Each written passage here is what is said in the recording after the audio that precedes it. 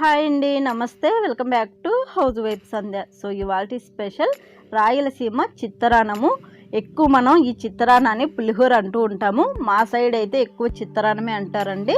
ఈ చిత్రాన్నం వచ్చేసి మా అక్క వాళ్ళ ఇంటి దగ్గర నేను వీడియో తీశాను. చాలా కొత్తగా, చాలా టేస్టీగా, చాలా బాగుంటుంది.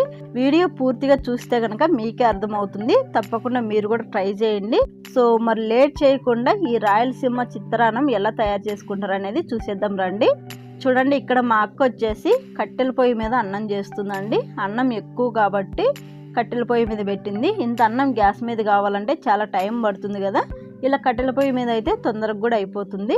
ఇక్కడ ఒకసారి అన్నం కలుపుకుందాం అనేసి నేను కలిపి మీకు చూపిస్తున్నానండి. ఆల్మోస్ట్ అన్నం దగ్గర పడిపోయింది.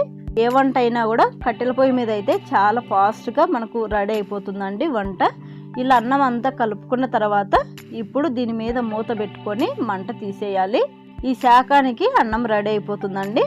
అన్నం రెడీ అయిన తర్వాత ఒక గిన్నెలోకి అన్నాన్ని అంతా తీసుకొని చల్లారి పెట్టుకోవాలి. ఇక్కడ నేను చూడండి అన్నం కూడా చల్లారి పెట్టుకుంటున్నాను. ఈ అన్నం చల్లారేసరికి ఇప్పుడు తాలింపును రెడీ చేసుకున్నాము. చూడండి, తాలింపు కోసం ఫస్ట్ ఇవన్నీ కూడా దంచుకోవాలి. ఇక్కడ వచ్చేసి అల్లం తీసుకున్నాము, పచ్చిమిర్చి, ఎండు కొబ్బరి తీసుకున్నామండి. ఇవన్నీ కూడా మనం మిక్సీ పట్టుకోవాలి. ఒక గంట ముందే పచ్చిశనగపప్పు నానబెట్టుకున్నాము. ఇలా పచ్చిశనగపప్పు నానబెట్టి చిత్రాన్నంలో వేస్తామండి. ఇక్కడ చూడండి ఎల్లుల్లిగడ్డలు కూడా 3 తీసుకున్నాము.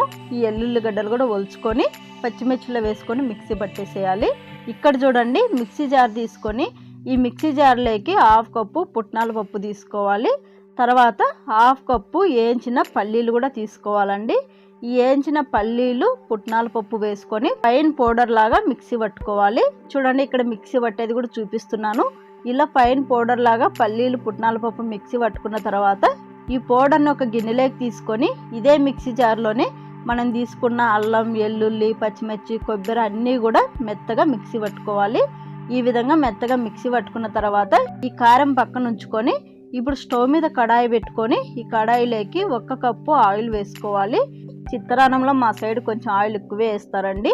ఎందులో అయినా కూడా కొంచెం ఆయిల్ ఎక్కువ వాడుతూ ఉంటారు.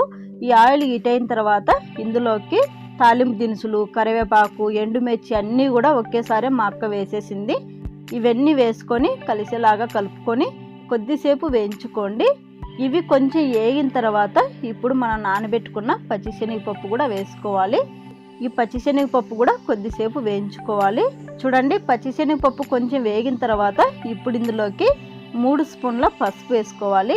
ఈ పసుపు వేసుకొని పసుపు ఒకసారి కలిసేలాగా కలుపుకొని ఇప్పుడు మనం మిక్సీ పట్టుకున్న కారం మొత్తాన్ని కూడా వేసేసుకోవాలి. ఈ పచ్చిమిర్చి పేస్ట్ అంతా వేసుకొని కలిసేలాగా కలుపుకొని తర్వాత నిమ్మరసాన్ని వేసుకోవాలి. ఇక్కడ మేము 10-15 కాయలు నిమ్మరసం తీసామండి. ఈ నిమ్మరసం మొత్తాన్ని కూడా వేసుకొని కలిసేలాగా కలుపుకొని ఒక 5 నిమిషాల పాటు ఉడికించుకోవాలి.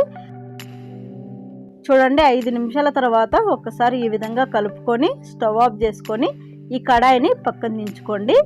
ఈ కడాయిని పక్కన దించుకున్న తర్వాత మనం మిక్సీ పట్టుకున్న పల్లీలు, పుట్నాల పప్పు పౌడర్ని వేసుకొని కలిసేలాగా కలుపుకోవాలి. ఈ విధంగా కలుపుకున్న తర్వాత ఇప్పుడు ఈ కారాన్ని అన్నంలో వేసుకొని అంతా కూడా కలిసేలాగా కలుపుకోవాలి.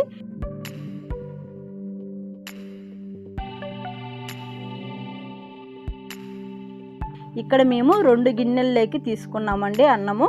అక్కడ ఒక గిన్నెలో అయితే మా అక్క కలుపుతుంది, ఇక్కడ ఒక గిన్నెలో నేను కలుపుతున్నాను.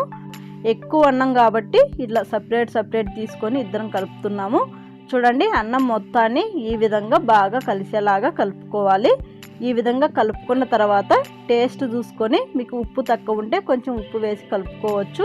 చూసారు కదా రాయలసీమ చిత్రాన్నం ఎలా చేసుకోవాలనేది. మనం పుట్నాల పప్పు, పల్లి పౌడర్ వేసుకోవడం వలన అదిరిపోయే టేస్ట్ ఉంటుంది. ఈ చిత్రాన్నంలోకి ఆలు ఫ్రై చేసామండి. ఆలు ఫ్రై అయితే చాలా టేస్టీగా ఉంటుంది. అది కూడా మీకు ఒక క్లిప్ అలా యాడ్ చేశాను. సో ఈ చిత్రాన్నాన్ని మీరు ఇలా ట్రై చేసిన తర్వాత మీకు ఎలా వచ్చింది అనేది నాకు కామెంట్ చేయడం మాత్రం మర్చిపోకండి. అలాగే ఈ వీడియో కనుక మీకు నచ్చినట్టయితే తప్పకుండా లైక్ చేసి మీ ఫ్రెండ్స్తో, రిలేటివ్స్తో షేర్ చేయండి. మరిన్ని సింపుల్ టేస్టీ రెసిపీస్ కోసం హౌస్ వైఫ్ సంధ్య ఛానల్ని సబ్స్క్రైబ్ చేసుకోండి.